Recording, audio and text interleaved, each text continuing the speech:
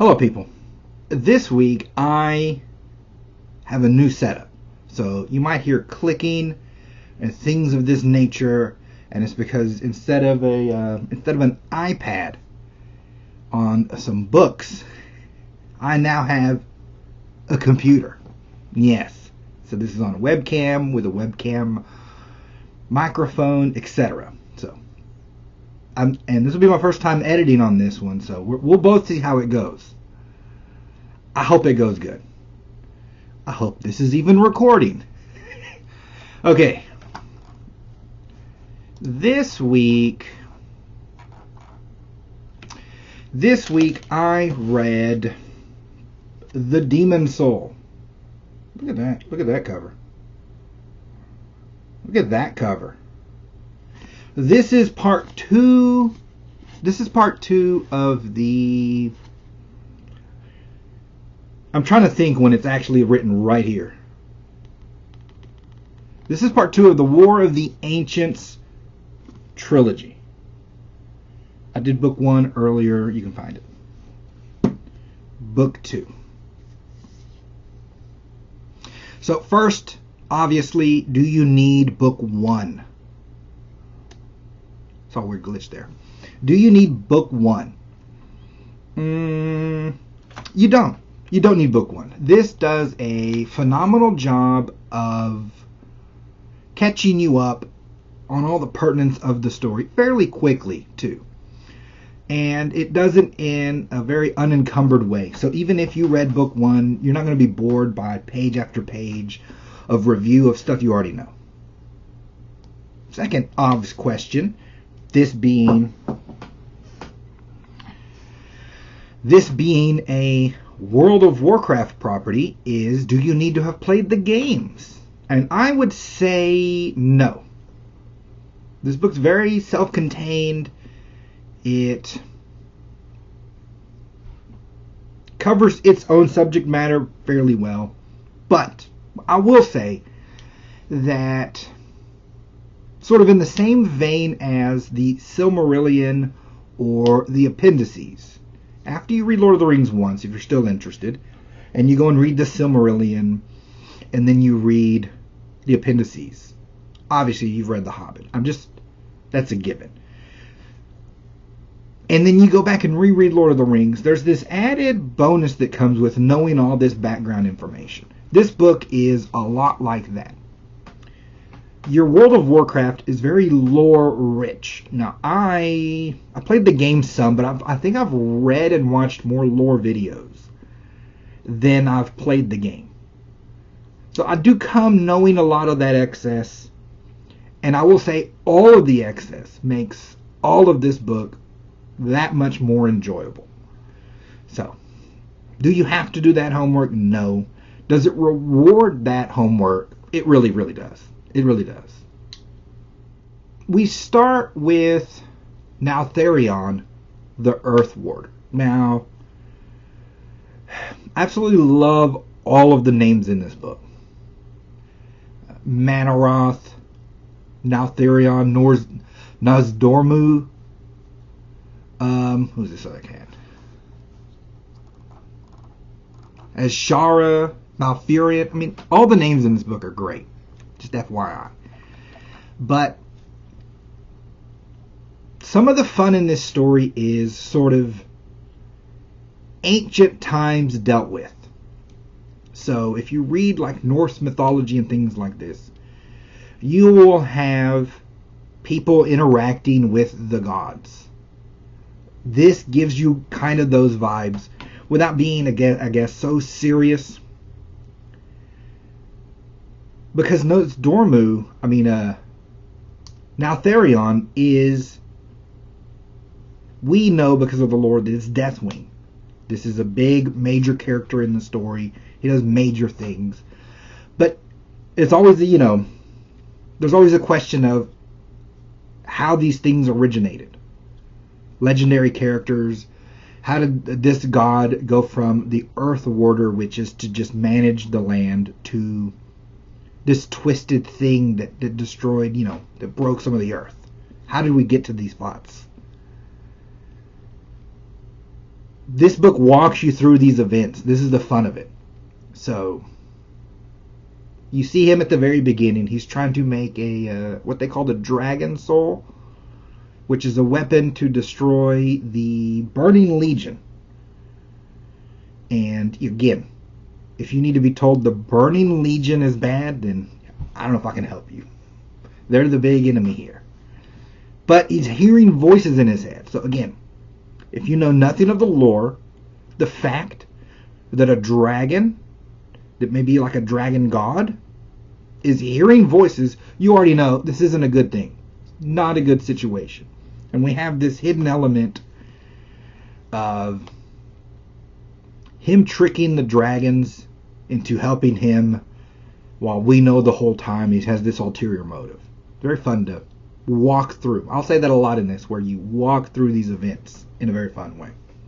And not always does it have to be this detachment, these great wars that happen. You know, we can live through the wars. That's the fun of reading. It's the same as a science fiction book takes you to space, or a history book takes you back in time. It's fun to interact with these stories in this way. Also, this story does a good job of, I say this story, but it's part of the trilogy. This author, Richard A. Knaak. I hope I said that right. This author does a good job of maintaining his lore. So, we never say the Earth. We say Azeroth. We never name the continent. At this point, it's like a Pangea continent. It's just this one big sucker. And we say Kalimdor. And we don't hesitate. We don't try and over-describe.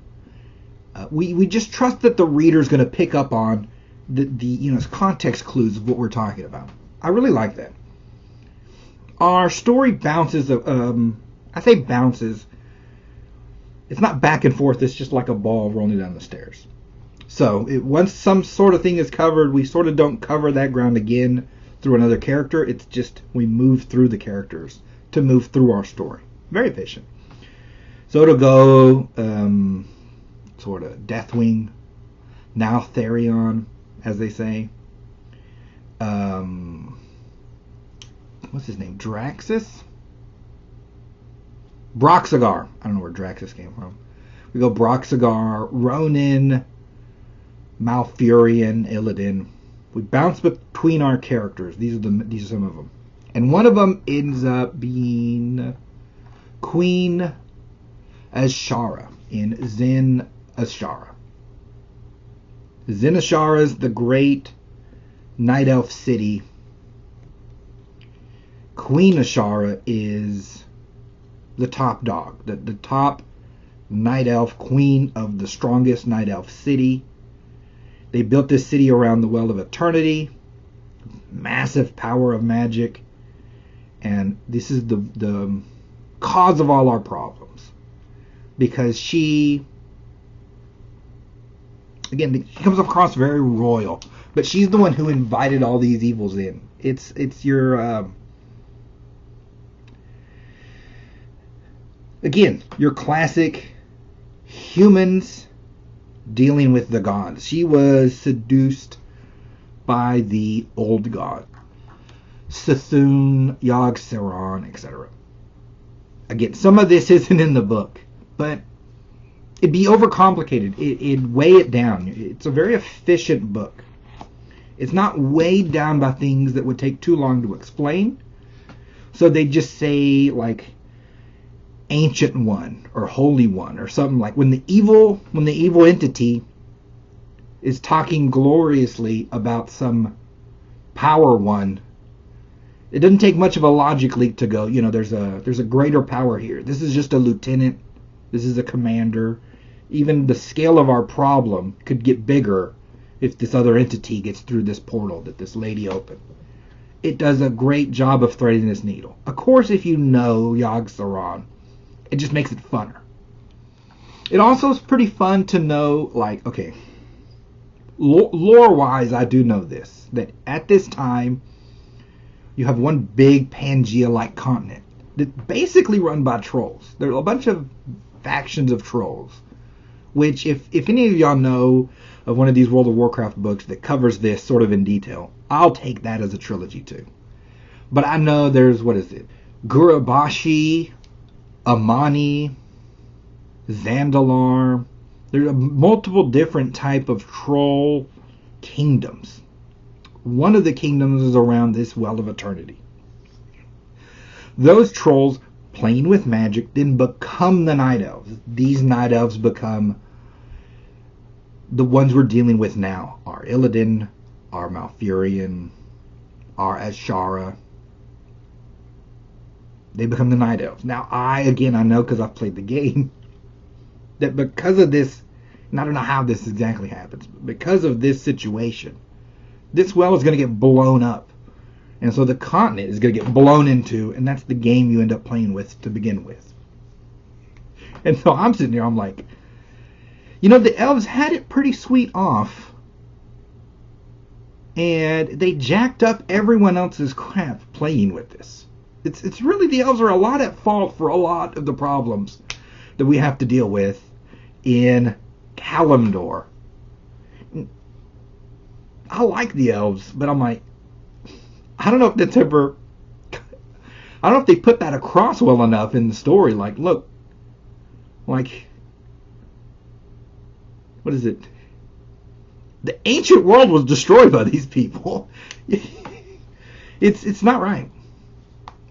We what does it be like if we all still knew how the Egyptians built the pyramids, but then like one group of people from Greece or something broke everything, and now we lost all that ancient tech. You're like, come on, people, we had it. Except for you people, we kind of hold a grudge, but the races of Azeroth don't really hold a grudge like that. But it's funny to think. It's also fun for me to think of that ancient period before, with all the troll tribes, with the Tauren, just really this small group. It sits in my head like it's real, like they're Egyptians and Babylonians and Persians. And I just imagine all these interactions they had, the wars they might have had, all the culture. And it's fun for it to just sit in my head for some reason. Tell me if you're the same way. This is very much an action-orientated book. I would say a good 60%, maybe 70% of the book is just action. It's a battle starts, and not just like a quick skirmish, like a full war front. It's, we're winning, we're losing, the line is moving, we're getting pushed back along the geography. It's very, but it's not, these aren't going to be like tactically intense descriptions. You don't have to know geography or fake geography. You don't have to pull up a map of Azeroth to know where they are. You just follow along the flow of it. But it is very action orientated. You will have this orc, this Broxagar, cutting dudes' heads off. Well, demons' heads off. Everything just kills demons. Demons are horrible and kill people horribly. But, demons got to do what demons got to do. It's a mindless enemy you have to fight, essentially. The higher-ups have a mind and are vicious. The real problem is these old gods whispering in everyone's ears, if we're being honest. But there's a good chunk of the book dedicated to action. So that part's not overly complicated. I do enjoy it. Again, in a lot of books you can have that section just glazed over for obvious reasons. It can get very in depth on itself to like say, they took this hill and that hill, and I'm like, well, basic story points. We just need to know if it was a win or a loss to tell this story. But there is a story within it if you tell the war. So it's a good mix of both. Not quite a war story, but it is very action orientated. It's very fun. The next solid chunk of our book is a love triangle. This is a love triangle between Malfurion, his brother Illidan, the Illidan Storm Rage. So it's Malfurion Storm Rage, Illidan Storm Rage, and the lady is Tyrande Whisperwind. Fantastic names, I know. I'm like all-time great names. Again, if we being people who've played the game or know the lore, know that these end up being legendary characters in more ways than one. They have massive impact on the world and the history. So it's fun to watch these interactions they have. Malfurion is learning Druidism. So in this world, you would be able to change between like a normal shape into a bird or into a bear and fight. You can use nature, this kind of thing. It'd be new to them. He might be the first druid. I'm not exactly sure.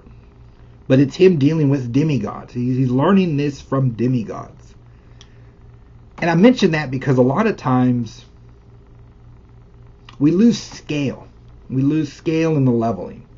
So these characters in years in advance, because they're all going to live forever because they're elves, they don't die.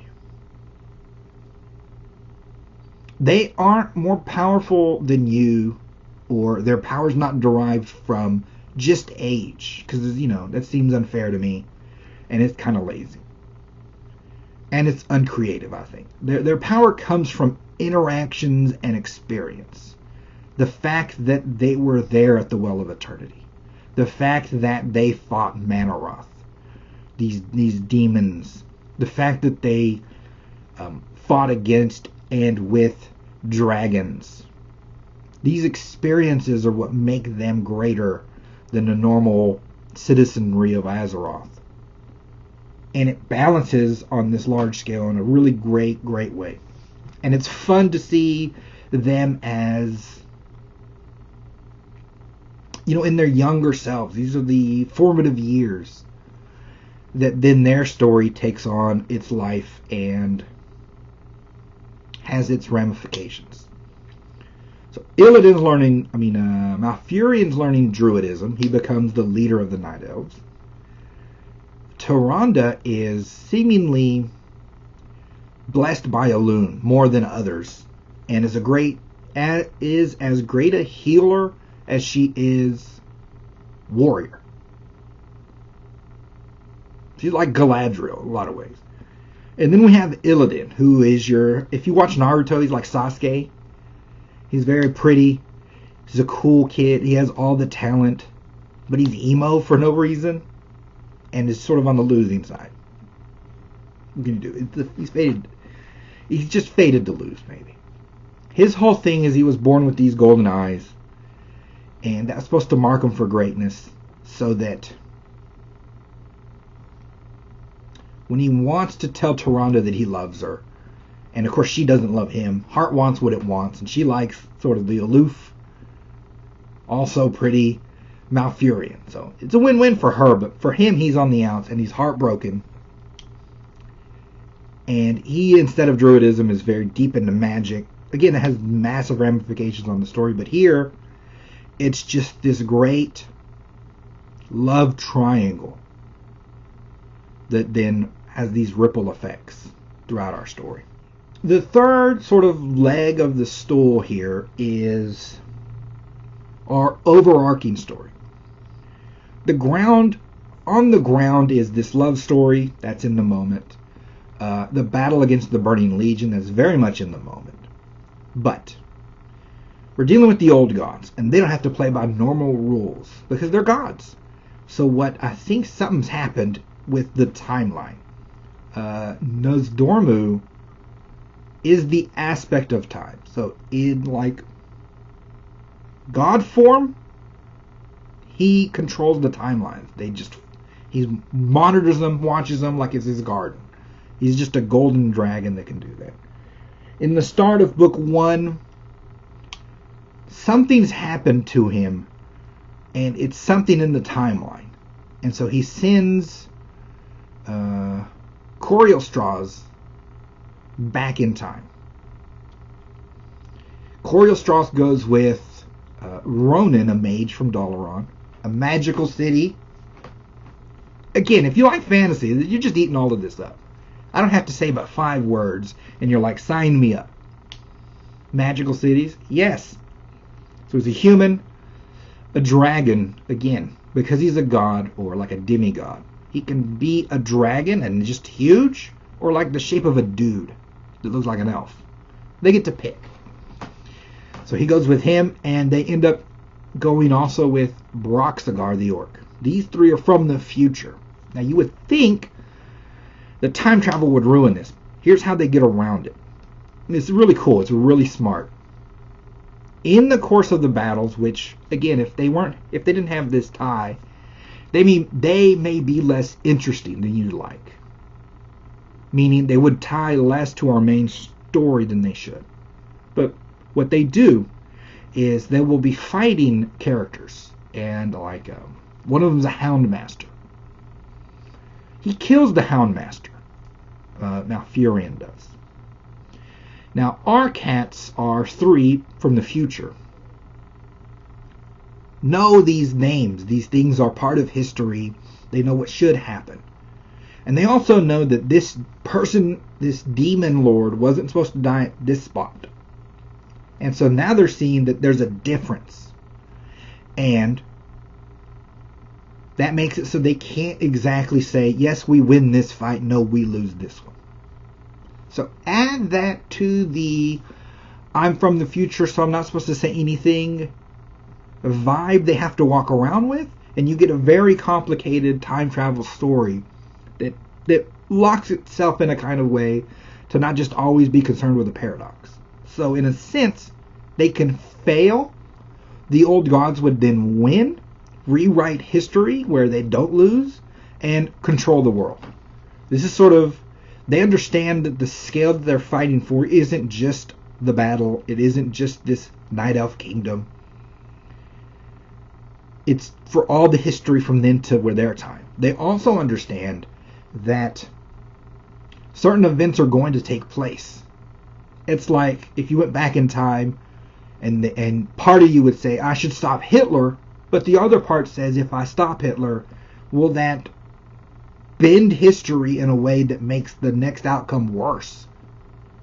So if there's no Hitler and Stalin comes to power and has, 20 million more Russians, does he take over the world?